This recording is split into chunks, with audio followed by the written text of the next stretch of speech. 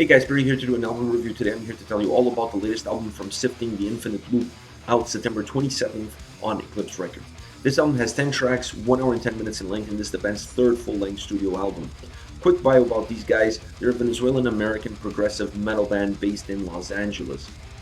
Now, if you're like me, you perhaps don't know much about these guys. I didn't know anything about this band until I sat down to listen to this record, and I'm glad I did, because I've discovered another band that I need to add to my playlist. My first experience listening to the album was a very positive one. I was really intrigued by their sound. The sound was the first thing that really captivated me to this band.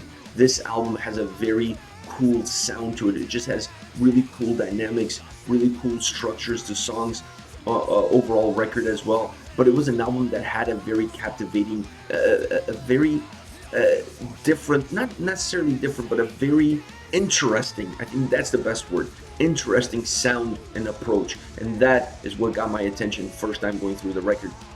And that allowed me to go back and listen to it and then discover more details, discover more nuances that the record had to offer. But what a great record to discover a band with. I mean, if I had never listened to this record, I would have never listened to this band perhaps. So to discover them with this album, I'm really happy that I did that, because this album really opened the doors for me to discover more of this band and perhaps go back and check out some of their later records. Now, as far as this specific album is concerned, I really have to break it down into 3 factors. I think it's impossible for you to listen to this album and not feel like these 3 main components are the driving forces of the record, and that is the structure, the sound, and the vocals. As far as the structure is concerned, let's start with that. The album opens and closes with 2 absolute juggernauts.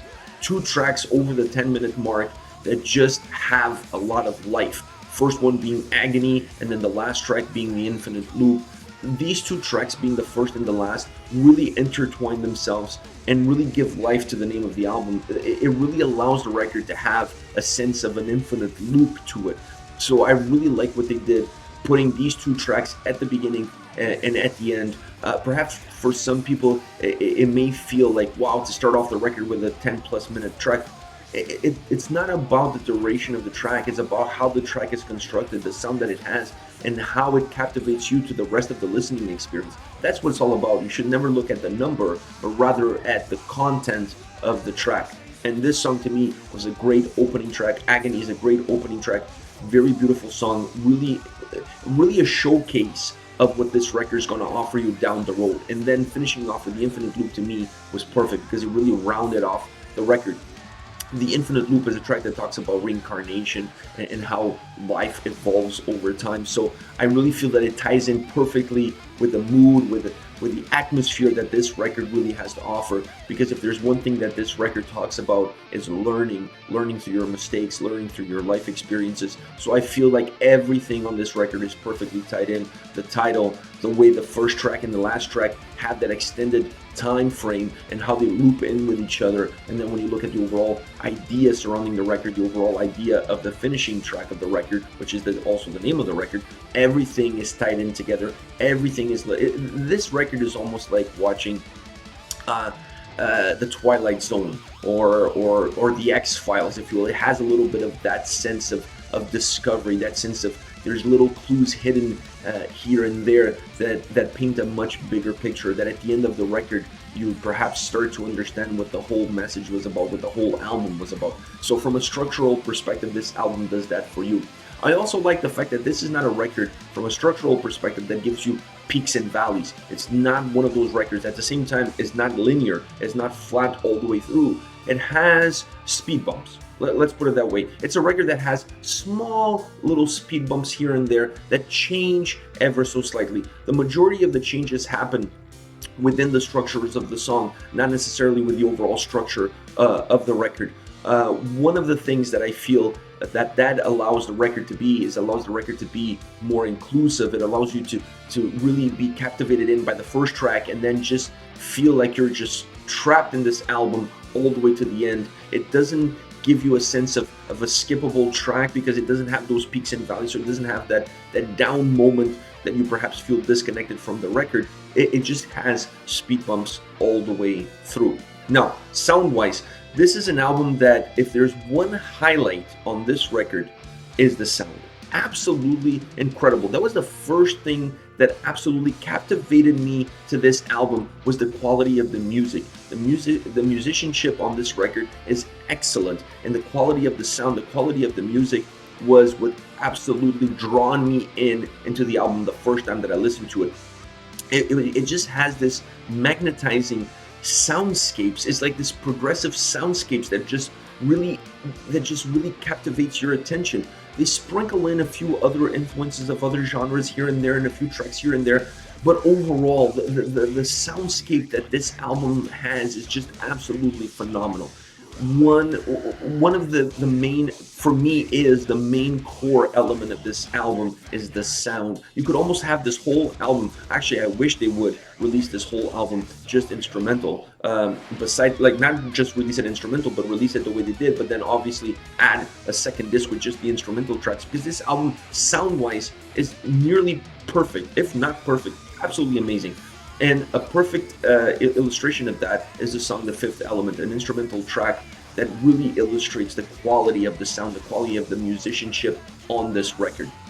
Vocally, this was an album that took me at least two goes through before I was really absorbed by the vocals on the record. It's not that the vocals are not good, it's just that the music is so good that the vocals become secondary. That's what I started to realize, that it took me a little bit longer to get into the vocal style, get into the vocal delivery. And it was not that it was bad, it was just that the music was so good that the vocals became secondary.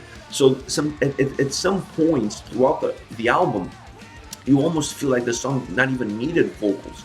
So that was the disconnect that I personally felt, that it took me a little bit longer. It took me a few times going through the record to really get a feel for the vocals, really understand the lyrics, the overall message.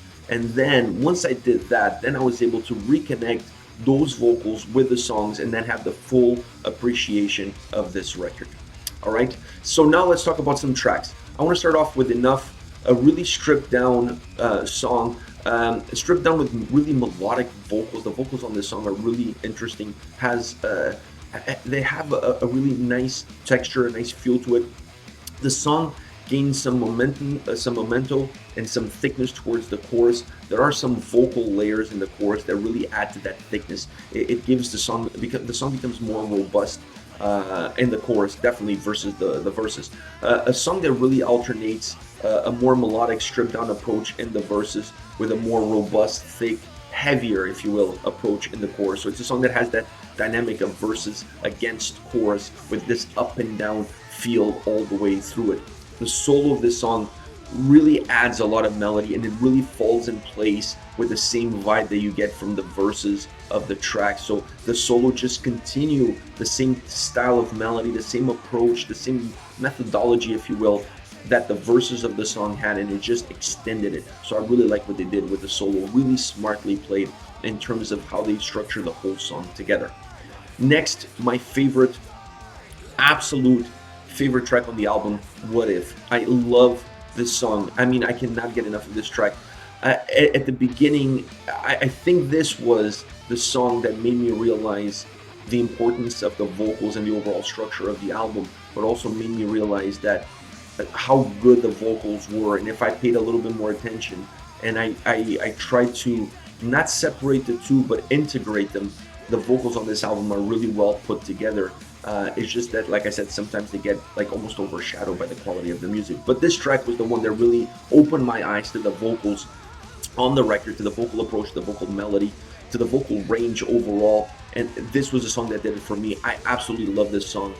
It has a great melody from the vocals, but also using backing vocals on this track adds an overall volume to it, because the vocals are so melodic, they're so stripped down, they're so thin, that you really need something, because this is not a song that's heavy. This is not a song that has like a lot of heaviness to it. So from a vocal perspective, you really need something to make it more memorable, to make it push through. You need something that really allows a song to push through, and adding backing vocals, layers to the vocal track really does that for this specific song. It has a great chorus, really catchy, really incredible. The vocals in the chorus have a very unique, distinct melody that really attracts you even more to it.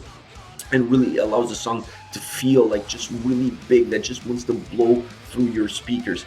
After the second chorus, there is a great melody that then merges into the solo, and then the solo blends back into the same melody that you get throughout the track.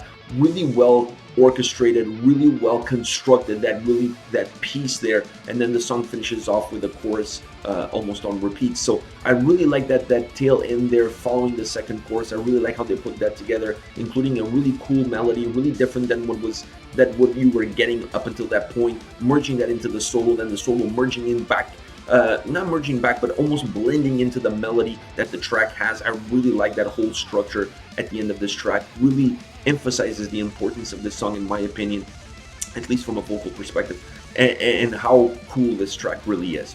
Last but not least, To Who I Am. To me, this is the ballad of the album, a song that has a really stripped down effect, has amazing lyrics, really cool lyrics on this song, really magnetizing lyrics that really touch you. So this is one of those that you can really connect with the lyrics. The vocal performance is really impressive. It really allows the stripped down effect that the song has become even more stripped down. It almost feels like an acoustic performance as it starts off the track. I also like the orchestrations that they included in the song. It elevated the track. It really worked well with the whole ballad stripped down effect that the overall song has, but it also enhanced the beauty. It made the song a little bit more cinematic. It made it feel almost like a movie score. So I really like what they did, that it really elevated the track.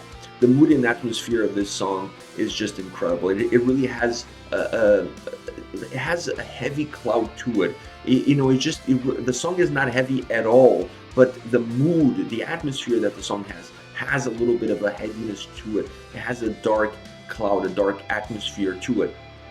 The solo in this song adds melody, adds beauty, and adds to the overall scenery and atmosphere that this track has. So another song where they included a solo that just extended the song, just made the song feel more complete, but didn't create an abrupt change in the track. It just blended in with the overall melody that the song had. Even the solo on this song feels stripped down. It doesn't feel like a full-blown solo. It just really feels like it's been broken down into pieces, and it's just really bare bones. And that really matched the whole atmosphere, the whole mood that this song had, really well put together.